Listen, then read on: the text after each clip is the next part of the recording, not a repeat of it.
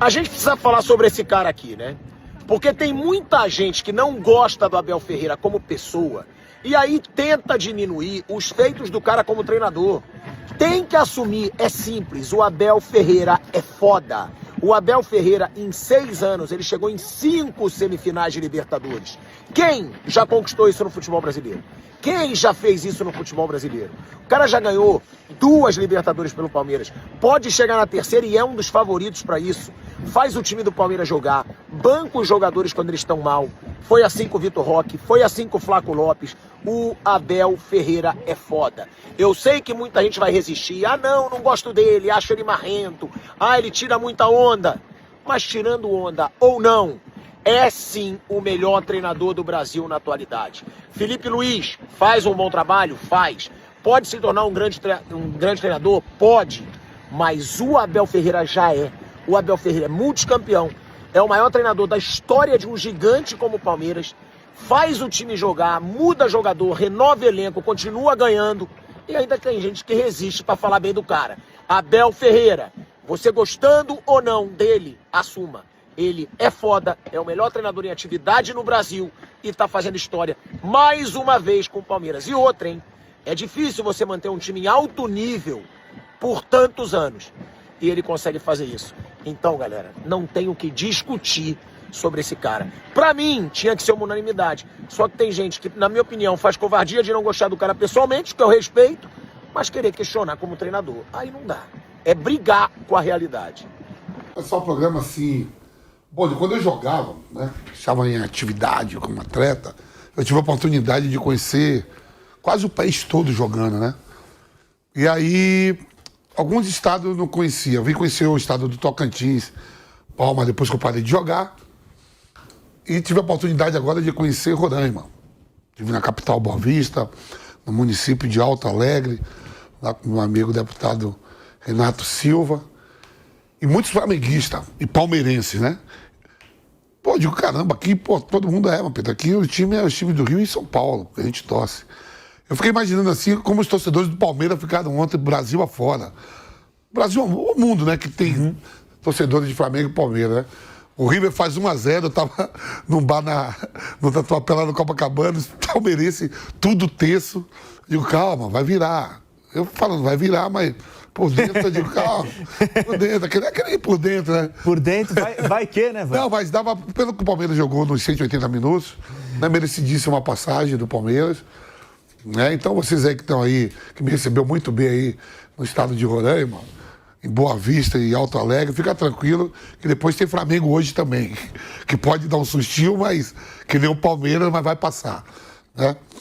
E aí o Palmeiras dá esse susto, mas o que o Flaco Lopes jogou nessas quartas de finais, botou a bola debaixo do braço e assumiu o time do Palmeiras. Ele com o Vitor Roque, né, jogando muito. O Andrés Pereira ontem foi muito marcado, não fez uma grande exibição, mas o Flaco Lopes, tem até uma brincadeira que os caras falaram que ele...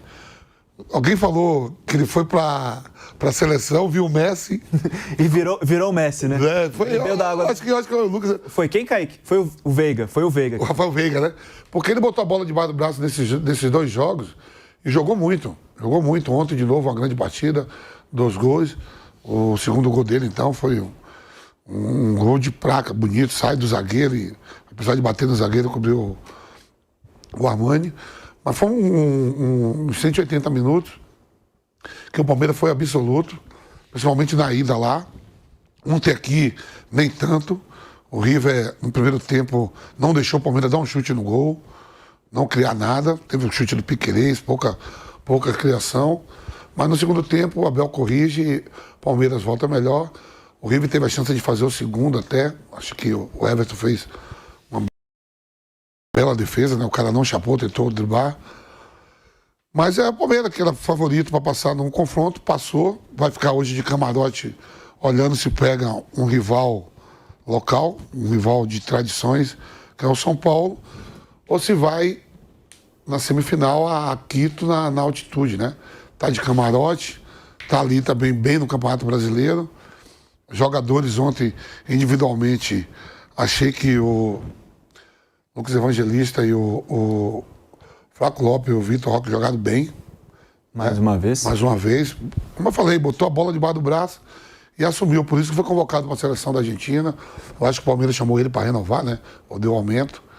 Porque ele tá jogando muito, achou a posição. É um cara que gosta de entrar na área, mas vendo agora, eu acho que ele é um camisa 10, um homem de armação, com outro atacante à frente. Só que ele pisa na área muito, né? Ele entra muito na área. Tá de parabéns, passou com mérito, com sobra. O River, se jogasse metade do que jogou o primeiro tempo aqui, talvez fizesse um jogo mais duro. Que lá não jogou nada, né? Lá foi nada. Uma massa total. Então a equipe palmeirense chegando a mais uma semifinal aí, eu acho que com o Abel, em 5 anos, 4 oportunidades na semifinal, né? Ó, em 6 foram 5. Ai. Em 6 edições foram 5. Mais ainda, então. De 5, eu ia falar de 5, 4, não, de 6 para 5. Ó, até outro retrospecto aqui. Desde 2020, quando o Abel assumiu, né, o Verdão disputou 17 duelos de mata-mata na Libertadores, venceu 14. 2 títulos e teve apenas 3 eliminações. Não bastando esse número, o Abel conduziu o Palmeiras à sua 5ª, então, semifinal de Libertadores em 6 anos. Só não chegou lá ano passado, né? Quando caiu pro Então, mas deve ter pensado assim, né? Que o Palmeiras sempre é eliminado em casa, né? Quando toma 1-0, ali tá levando pros pênaltis. Só que o Palmeiras nunca chegou numa situação dessa. O Palmeiras chega com... Quando ele é eliminado, ele chega tendo que ganhar os jogos. Ontem, ele podia empatar. Tranquilo. Que estaria. Mas de parabéns à equipe palmeirense. Talvez a sua pergunta, um jornalista brilhante como você, uma pessoa fantástica como você, como o Vampeta, talvez tenha sido a sua pior pergunta no Grupo Jovem Pan. Quanto foi o jogo ontem no Allianz Parque? 3-1 pro Palmeiras. Palmeiras classificado para mais uma semifinal, uma 5ª em 6 anos. Isso. É o brasileiro que mais chega às semifinais 3, além de ser o brasileiro que mais gols fez, o clube, né? Que mais participou, que mais venceu e tal. E venceu de virada ontem o River Plate com requintes de crueldade. Para o Palmeirense, como sempre, e para o River Plate. Você quer formular outra pergunta? A pergunta é absolutamente óbvia. Se eu estou bem. Normalmente eu sou, porque eu sou extremamente bem-humorado. Vai que aconteceu alguma coisa. Apesar de palmeirense e jornalista esportivo, eu sou bem-humorado, né? Não, aconteceu um trânsito desgraçado, vindo do dentista. O dentista corintiano, não precisa nem de anestesia, vai, enfia negócio, dá injeção na... Até por conta dos meus implantes capilares, só para um serviço de utilidade privada, tem aquela expressão, injeção na testa que dói, né? Cara, a primeira é tão forte que a segunda que você leva para um implante capilar já nem dói. Injeção no céu da boca dói. E doeu aquele Palmeiras e River Plate da semifinal de 2020, em 12 de janeiro de 21, que eu já disse, foi quando eu operei a hérnia de disco no ano seguinte, eu pensava na dor e pensava, eu sobrevivi a Palmeiras e River Plate. Ontem nem precisou sobreviver tanto. Tomou um gol aos 7 minutos o Palmeiras, sim, parecido com o que havia acontecido em Nunes. Estava bem no jogo, já havia chegado 3 vezes que o Perigo tomou o gol numa bola parada, numa desatenção, não sentiu tanto o gol, o Abel até disse que o time sentiu, eu achei que não. O River demorou para achar uma grande chance e teve no finalzinho da primeira etapa, no primeiro tempo igual, equilibrado, o Palmeiras também criou oportunidades, não jogou tão bem, mas também não jogou mal. Veio o segundo tempo, de novo na bola parada, o Palmeiras empata aos 5 minutos, e aí fica um jogo até de trocação, sobretudo com as boas mexidas de novo do Galhardo, o Borja entrou bem, o Everton bem melhor, mas o Palmeiras na qualidade, no apoio incondicional da torcida, foi fazendo seu jogo, o Acunha demorou para ser expulso. O Acunha merecia o vermelho na cabeçada que ele deu no peito do Maurício no banco. Ou 2 amarelos, pelo empurrão no Vitor Roque e na sequência, pelo mínimo empurrão, e o VAR nem aí, né? E depois, no lance da expulsão, ele não merecia o segundo amarelo, ele merecia o cartão vermelho direto, porque ele não disputa a bola, ele vai no corpo do Facundo, marcaria o pênalti, bem batido pelo Flaco, e quando a fase é ótima e baixou o Messi mesmo no Flaco, ele faz um bonito gol na arrancada, houve um desvio, matou o Armani, e o Palmeiras de novo passou pelo River Plate com requintes de crueldade e competência, de mais uma grande campanha do time do Abel. Em 10 partidas nessa Libertadores, são 9 vitórias e um empate inacreditável no Allianz Parque contra o Universitário, depois de um show de bola no Peru, sobretudo na primeira etapa. E é um Palmeiras que, mas não jogou tão bem em alguns segundos tempos, mas tem jogado muito bem. Há muito o Palmeiras não jogava tão bem, de maneira eficiente, com e sem a bola. Impressionante como se entenderam, eu não imaginava que fosse se entender tão bem o Flaco e o Vitor Roque. O Andreas Pereira já, terceiro, quarto jogo, como se tivesse 200 partidas pelo Palmeiras. O time inteiro bem, defensivamente bem, um e outro senão. O Everton muito bem e o Palmeiras chegando de novo àquilo que se esperava, com 2 grandes vitórias contra o River Plate. Ô Mauro, eu estava vendo a avaliação de alguns colegas, né? Sempre tem pós-jogo, o pessoal tudo publicando nas redes sociais. Eu vi algum deles, eu não lembro quem que falou isso, que o Palmeiras hoje joga o melhor futebol do Brasil, nesse momento. Hoje, que é dia 25 de setembro, de 2025. Antes de o Flamengo entrar em campo no terceiro. É Palmeiras e Flamengo, né? E assim, a disputa maior para o brasileiro, embora o Cruzeiro esteja muito vivo. Para mim, o Flamengo passa, a gente vai falar bastante do Flamengo, vai falar do São Paulo, acho que até o São Paulo passa nos pênaltis na LDU, mas nessa sequência recente, esse recorte, aí você pode fazer a análise que você quiser, o Palmeiras foi jogado muito bem, de um modo muito eficiente, outro mérito do Abel, né, amigos, porque ele trocou, não vou dizer que aquela coisa de trocar peças durante um voo de um Boeing, ou de um Jumbo, no caso do Palmeiras, do Abel, da Leila e de tanta gente competente e capaz.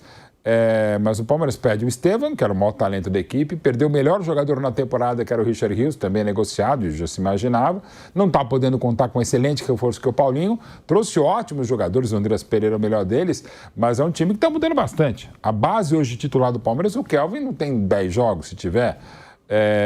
O Aníbal Moreira já está há um ano, tá? O Lucas Evangelista é esse ano e está jogando cada vez melhor. O Evangelista, um cara de extrema confiança do Abel, dentro e fora de campo, cada vez mais titular o Evangelista.